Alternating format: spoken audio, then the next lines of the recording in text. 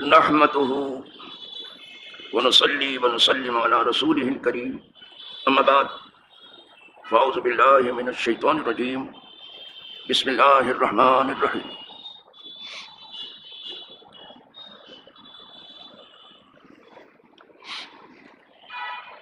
وعن رفاعة ابن رافع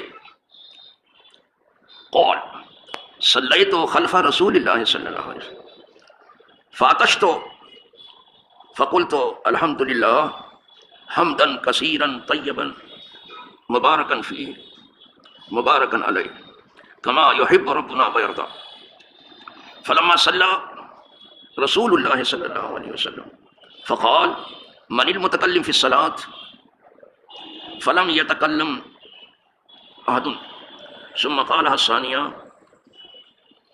فلم يتكلم أحد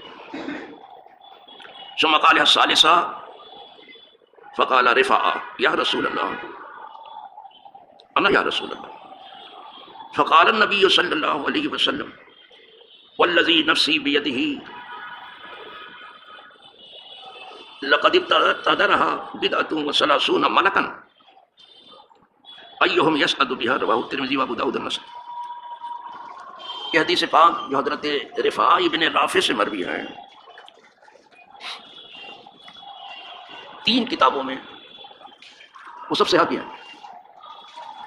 اس کا تذکرہ اس حدیث کا، اس کا ذکر کیا ہے.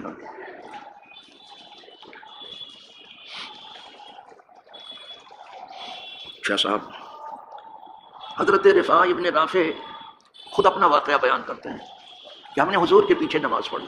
کیا کہنا اس نماز، جو حضور کے پیچھے نماز ہوئی ہے، کیا کہنا؟ لوگ سوچ کے تھک جائیں گے کہ وہ کتنے خوش نصیب تھے کہ حضور کے پیچھے نماز پڑھی. لیکن ان خوش نصیبوں کی آزمائش بھی ایسی ہوئی کہ اس کا سواں حصہ بھی کسی کے اوپر پڑے تو بھاگ کھڑا ہو جائے، لیکن وہ ہٹے نہیں. ان کی آزمائش بھی ایسی ہی ہوئی ہے. یہاں تو اس کا سواں حصہ 99 نہیں، ایک حصہ اگر اس کا پڑ جائے نا، بھاگ کھڑے ہو جائے، کہیں کہ سر اڑاتے ہی بولے پڑے. تو کہتے میں نے حضور کے پیچھے نماز پڑھی، پھر نماز ہی میں مجھے چھینک آ گئی. چھینک آتی ہے ابھی بھی نماز میں لوگوں کو آتی ہے، اور چھینک ایسی چیز ہے کوئی روک نہیں سکتا، جیسے کھانسی ایسی چیز ہے کوئی روک نہیں سکتا. چھینک آ گئی تو چھینکنا ہی ہے، اور کھانسی آ گئی تو کھانسنا ہی ہے. اگر کہیں امام کو آ گئی زیادہ چھینک آئی تو آگے قرات نہیں کر سکتا، اور کھانسی آ گئی تو بھی نہیں کر سکتا. تو کہتے مجھے خود چھینک آئی. جب مجھے چھینک آئی تو میں نے نماز ہی میں کہا الحمدللہ حمدا کثیرا طیبا مبارکا فی مبارکا علیہ. یہ نماز ہی میں کہا. آج ہم لوگ نہیں کہہ سکتے، آپ بھی نہیں کہہ سکتے. یہ اس وقت کی بات ہے جب نماز میں کلام ہوتا تھا. بتا چکا ہوں، اشارے سے بھی ہوتا تو ویسے بھی کلام ہوتا تھا. تب انہوں نے کہا، انہیں پتہ نہیں تھا کہ ابھی یہ بات کرنا بند ہو گیا. تو یہ پڑھا انہوں نے، معنی بھی سن لیجئے. الحمدللہ سب خوبیاں اللہ کے ہیں، حمدن کثیرن بہت ساری خوبیاں، بہت ساری تعریفیں. طیباً بہت صاف ستھری، مبارکاً فی اس میں برکت ہو، مبارکاً علیہ اس کے اوپر برکت ہو. تو کہا میں نے نماز ہی میں کہا. نماز جاری رہی. جب حضور نماز سے فارغ ہوئے اور لوگوں کی طرف توجہ فرمائی تو فرمایا کہ ایکم متکلم فی الصلاۃ، ایکم یتکلم فی الصلاۃ. یہ بات کرنے والا تم میں سے کون تھا نماز کے اندر؟ تمہارے ڈر کے کوئی کچھ بولے نہیں، کوئی کچھ نہیں.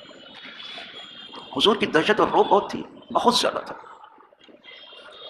حالانکہ کبھی کبھی جلال آپ فرماتے تھے، زیادہ تر اپنے جمال کا ہی مظاہرہ کرتے تھے. لیکن روب و دبدبہ یہ تو قریب کیا ہے، بہت دور تک پھیلا ہوا تھا حضور کا روب و دبدبہ. نصیر تو بالروب، حضور فرماتے ہیں میری مدد کی گئی روب و دبدبے سے. کیسر و کسرہ ڈرتے تھے روب و دبدبے. تو کوئی کچھ بولا ہی نہیں، کوئی کچھ نہیں. دوبارہ پھر حضور نے کہا وہ کون ہے جو نماز میں کلام کر رہا تھا؟ دوبارہ بھی کوئی کچھ نہیں بولا، کوئی نہیں بولا. جب تیسری بار پھر فرمایا کہ تم میں کون ہے، دوبارہ ہو گیا، کوئی مارے ڈر کے بولا نہیں. اور لوگ سمجھتے تھے شاید اس کو کچھ زجر و توبیخ ہوگی تو اپنے بھائی کو بچانا بھی چاہتے تھے. سب یہ بچ جائے تو ٹھیک ہے، آواز ہوتا تو پہلے کہتے تھے کہ نہ لائے، دیکھو ادھر ادھر. لیکن وہ اپنے بھائیوں کو بہت مہربان تھے، اور حضور سب سے زیادہ مہربان تھے. وہ رؤوف الرحیم تھے، ان کی شان ہی رحماء بینہم تھی. بھائیوں کو بہت مہربان تھے. بولے نہیں، بتائیں. تیسری بار جب حضور نے پڑھا تو پھر رفاع جو تھے انہوں نے خود ہی کہہ دیا حضور میں نے پڑھا ہے، میں نے پڑھا۔ تو حضور نے کوئی زجر و توبیخ نہیں، کوئی زجر و توبیخ نہیں، نہ انہیں ڈانٹا، نہ انہیں مارا، نہ انہیں برا کہا، کچھ بھی نہیں، بلکہ فرمایا کہ میں نے تو 30 کے اوپر کچھ فرشتوں کو دیکھا کہ وہ تیزی سے ان کلمات کی طرف بڑھ رہے ہیں، جھپٹ رہے ہیں کہ ان پاک کلمات کو جو اللہ کی تعریف میں کون لے کے آسمان پہ چڑھتا ہے۔ وہاں دوڑ شروع ہو گئی فرشتوں میں، ہر فرشتہ چاہتا کہ یہ کلمہ خود لے کے چڑھے۔ سب سے پہلے دیکھا یعنی قدرت کو بھی پسند ہے۔ اچھا نگاہ نبوت بھی کیا ہے؟ ایک نظر میں آپ نے دیکھ لیا کہ 30 ہے اور 30 کے اوپر کچھ زیادہ ہے، یہاں تو گنتے رہ جاتے ہیں اور پھر غلطی ہو جاتی ہے، اور دیکھ فرمایا 30 کے اوپر کچھ بھی ترجمہ جو میں کروں گا تاکہ آپ کی نظر میں وہ بھی رہے۔ کہا 30 کے اوپر قسم ہے اس ذات پاک کی، حضور نے قسم کھا، میں نے دیکھا۔ ویسے بھی حضور کہتے تھے قسم نہ کھاتے تو سب مانتے تھے، لیکن قسم کھا کے فرمایا قسم ہے اس ذات پاک کی جس کے قبضہ قدرت میں میری جان ہے، میں نے دیکھا 30 سے کچھ اوپر فرشتے بڑی تیزی سے لپک رہے ہیں ان کلمات کو لینے کے لیے کہ ہم میں سے کون ان کلمات کو لے کے سب سے آگے چڑھتا ہے۔ یہ ہے نیکیوں کی دوڑ۔ آدمی ہی میں نیکیوں کی دوڑ نہیں ہے، فرشتوں میں بھی دوڑ ہے۔ بس فرشتوں میں دوڑ ہے، فرشتے بھی چاہتے ہیں یہ نیک کام سب سے پہلے ہم کر لیں، اور یہی مومن کی خصوصیت ہے کہ ہر نیکی کو سب سے آگے بڑھ کر کے کرنا چاہتا ہے۔ بس وہ 3 آدمی جو حضور کے ساتھ جنگ تبوک میں نہیں جا سکے تھے، آج جائیں گے کل جائیں گے تیاری کرتے رہے، لیکن وہ لشکر گیا، آگے گئے، تیاری کرتے رہے، وہ آ کر کے اعتراف بھی کر لیا۔ تو ان کا معاملہ جو ہے آپ قدرت کے سپرد ہے، جیسا چاہے گا کرے گا۔ کوئی مسلمان ان سے بات نہیں کرتا تھا، روک دیا گیا۔ ان کی گھروانیاں بھی سب الگ ہو گئی تھی، وہ سزا دی گئی کہ دیکھو آپ کو اتنا دنیا میں لگنا نپٹنا نہیں ہے، تمہارا انتخاب ہمارے نبی کی خدمت کے لیے ہوا ہے، وہ جو کہے کرو اس کو۔ 50 دن گزر گئے، 2 تو نکلتے ہی نہیں تھے، لیکن اس میں سے ایک نکلتے تھے، وہ پڑھتے تھے، نماز چلے جاتے تھے۔ لیکن جب ان کی توبہ اتری، وعد الثلاثة الذین خلفوا، جب ان کی توبہ اتری تو صحابیوں میں دوڑ لگی تھی کہ یہ خوشخبری پہلے ہم ان کو سناتے، لیکن یہاں بھی صدیق اکبر سب سے آگے تھے۔ نیکی کی دوڑ میں کوئی صدیق کے ہوتے ہوئے آگے نہیں نکل سکتا، ہر سے کوئی صلاح پر چڑھ گئے، کہا مبارک ہو تمہاری توبہ اتر۔ دیکھا تو صدیق اکبر، یہ یہاں بری خبر سنانے میں جلدی کرتے ہیں، بھلی خبر جلدی نہیں سناتے۔ ارے کچھ سنا آپ نے، یعنی بری سب معاملہ ہی الٹ کر کے رکھ دیا۔ اب صغرا اور کبرا کو دیکھنے کی ضرورت نہیں، حد اوسط بھی گرانے کی ضرورت نہیں، اب تو تجزیہ ظاہر ہے۔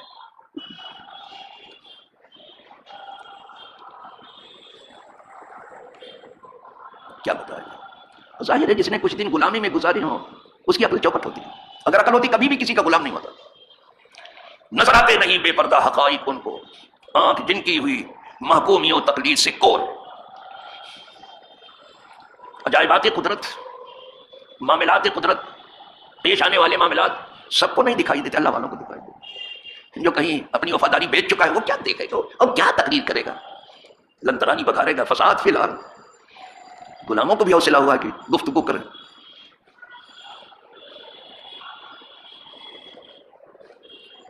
یہاں بندوں کی خدمت کے لیے آئے ہیں، چند گنے چنے لوگوں کی خدمت کے لیے نہیں، سب کی خدمت کریں، عوام کی۔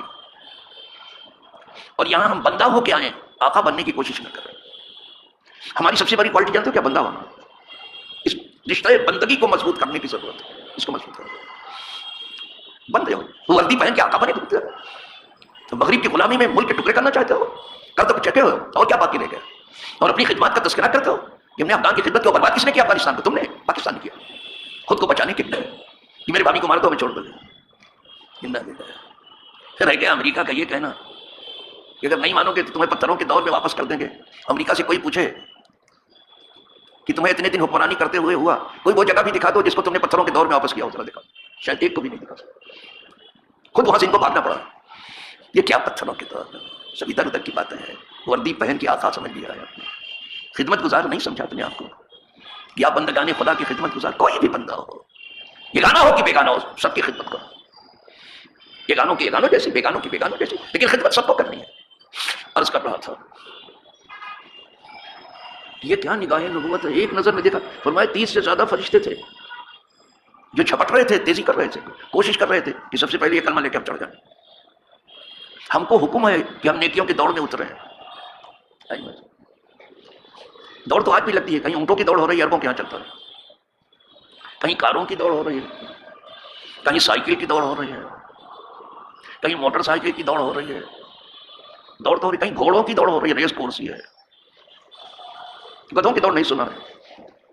گدھے وردی پہن کر کے کھا پی رہے ہیں، یہ کیا لڑائی ہے؟ کبھی کوئی لڑائی آپ نے فتح کی ہو تو بتا دو. گدھوں کی دوڑ میں نے نہیں سنی.